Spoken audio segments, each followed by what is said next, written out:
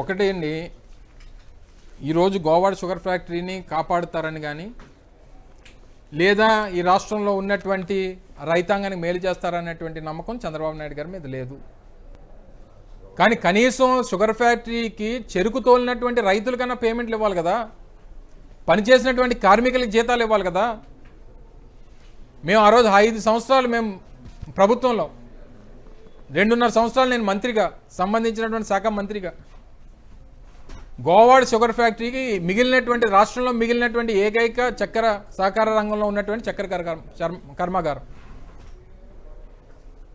89,90 లక్షల ఇచ్చాం. అది గ్రాంట్ రూపంలోనో ఇంకో రూపంలోనో ప్రభుత్వానికి ఆ ప్రాంతంలో ఉన్నటువంటి 24,000 మంది రైతుల తాలూకా భవిష్యత్తుని దృష్టిలో పెట్టుకొని కాపాడేటువంటి కార్యక్రమం చేశాను. మా నాయకుడు ఇచ్చినటువంటి మాట నిలబెట్టుకునేటువంటి కార్యక్రమం చేశాం. గత సంవత్సరం జరిగినటువంటి జనరల్ బాడీ సమావేశంలో ఇప్పుడున్నటువంటి శాసనసభ్యులు, పార్లమెంట్ సభ్యులు వచ్చి గత 5 సంవత్సరాల్లో వైఎస్ఆర్ కాంగ్రెస్ పార్టీ ప్రభుత్వంలో ఎంత ఇచ్చారో అంతకన్నా ₹1 ఎక్కువ ఇస్తామని చెప్పారు. ఇప్పుడు 2.5 సంవత్సరాలు అయింది, ₹1 ఇవ్వాల. గోతుగాడి నక్కలాగా అక్కడ ఉన్నటువంటి ఎంపీ ఏంటంటే దీన్ని ఎప్పుడు ఎత్తేస్తారు, ఈ భూమిని ఎప్పుడు కొట్టుకుపోదాం అనేటువంటి విధంగా అక్కడ ఉన్నటువంటి ఎంపీ ఎదురు చూస్తున్నాడు. అందుకనే ఇప్పుడు అక్కడ ఒకటే కాదు, ఇక్కడ ఏడుకొప్పాక, ఒక పక్క తాండవ, ఒక పక్క తుంపాల, ఈరోజు చివరికి గోవాడు కూడా ఆ స్థాయికి తీసుకుని వచ్చి ఈ భూములన్నీ ఎలా కొట్టేద్దామని చెప్పి చూసేటువంటి దానికే అక్కడ ప్రజాప్రతినిధులు ఉన్నారు తప్ప ఏ రకంగా అక్కడ రైతులు కాపాడదాం, రైతులు పేమెంట్లు ఇద్దాం అనేటువంటి దాని మీద లేదు. అందుకనే ఇప్పటికే గోవాడ షుగర్ ఫ్యాక్టరీకి సంబంధించినటువంటి రైతుల విషయంలో వైఎస్ఆర్ కాంగ్రెస్ పార్టీ ఇప్పటికే ఒక కార్యాచరణ ప్రకటించింది. దాని ప్రకారం వచ్చే నెల ఆఖరులోపు షుగర్ ఫ్యాక్టరీ పబ్లిక్ మీటింగ్ ఏదైతే ఉంటుందో, జనరల్ బాడీ మీటింగ్ నిర్వహించాలని చెప్పి ఇప్పటికే డిమాండ్ చేశాం. ఈ లోపు బకాయిలు చెల్లించాలి, భవిష్యత్ ఏంటనేటువంటిది ప్రకటించాలని చెప్పి ఇప్పటికే ప్రభుత్వాన్ని డిమాండ్ చేశాం. లేని పక్షంలో వైఎస్ఆర్ కాంగ్రెస్ పార్టీయే ఆ జనరల్ బాడీ సమావేశాన్ని నిర్వహిస్తుంది, దానికి సంబంధించినటువంటి తేదీలు కూడా మీకు ప్రకటిస్తుంది. ఆ రకంగానే రైతులందరినీ కూడా రోడ్డు మీద తీసుకొస్తాం.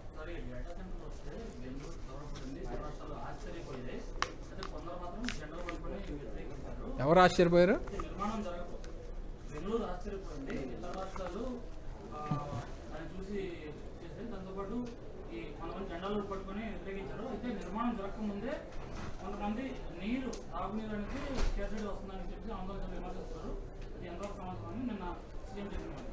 ఒకటండి, డేటా సెంటర్స్ అనేటువంటిది కొత్తగా చంద్రబాబు నాయుడు కనిపెట్టింది కాదు.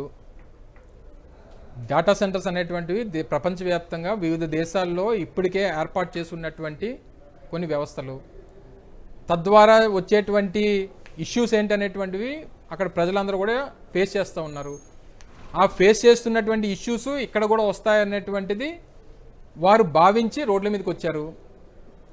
వచ్చినటువంటి దానికి సమాధానం అండ్ భవిష్యత్ కార్యాచరణ ప్రభుత్వాన్ని ఏంటనేటువంటి సమాధానం చెప్పకుండా ప్రతి ఒక్కరిని ప్రశ్నించినటువంటి ప్రతి ఒక్కరిని ఏదో దోషుల్లాగా, దొంగల్లాగా చూసేటువంటి కార్యక్రమం ఈ రాష్ట్ర ముఖ్యమంత్రి చేస్తూ ఉన్నారు.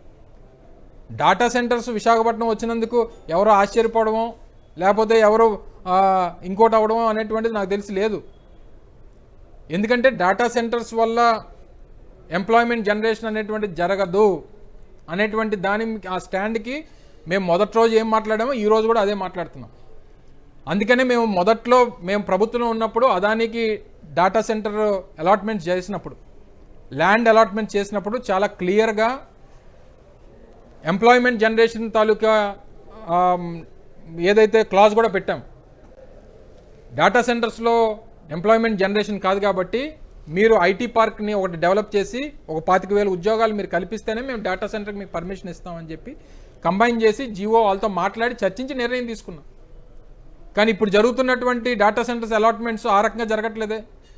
నేరుగా భూమి ఇస్తున్నారు, నేరుగా వాటర్ ఇస్తామని చెప్తున్నారు, పవర్ ఇస్తామంటున్నారు. తీరా చూస్తే 1,00,000 కోట్ల ఇన్వెస్ట్మెంటు 1000 మందికి ఉద్యోగాలని చెప్తున్నారు. అది వాస్తవం. 1000 మందికే ఇవ్వగలరు వాళ్ళు ఉద్యోగం. 1000 మంది కూడా చాలా ఎక్కువ. ఒక 1 గిగావాట్ డాటా సెంటర్ ఏర్పాటు చేసేటువంటి క్రమంలో 1000 మంది ఉద్యోగాలు అంటే చాలా ఎక్కువ మందికి ఉద్యోగాలు ఇచ్చినట్టు. నాకు తెలిసి 1 గిగావాట్ డేటా సెంటర్ కెపాసిటీలో నాకు తెలిసి 400 నుంచి 500 మంది మించి పట్టరు.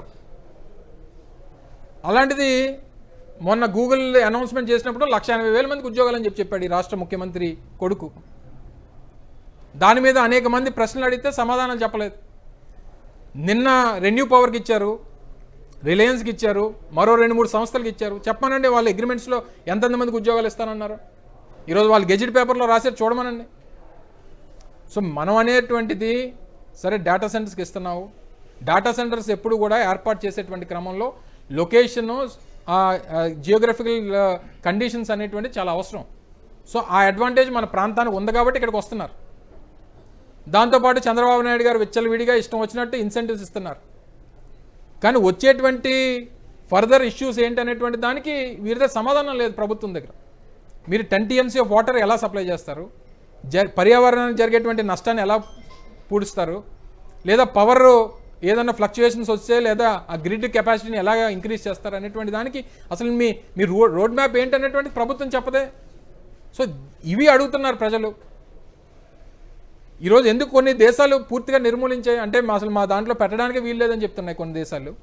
ఇప్పటికే ఉన్నటువంటి వారిని ఇక్కడి నుంచి తొలగించాలని చెప్పి యాజిటేషన్ జరుగుతున్నాయి. సో ఈ వీటి మీద ఏంటి మీ ఆన్సర్ ఏంటి అనేటువంటిది ప్రజలు అడుగుతున్నారు. దానికి సమాధానం చెప్పాలి చంద్రబాబు నాయుడు గారు. అంతే తప్ప అడిగేటువంటి ప్రతి గొంతుని నొక్కాలనేటువంటి ప్రయత్నం అది కరెక్ట్ కాదనేటువంటిది ప్రతిపక్షంగా మా తాలూకు వాదన. Thank you.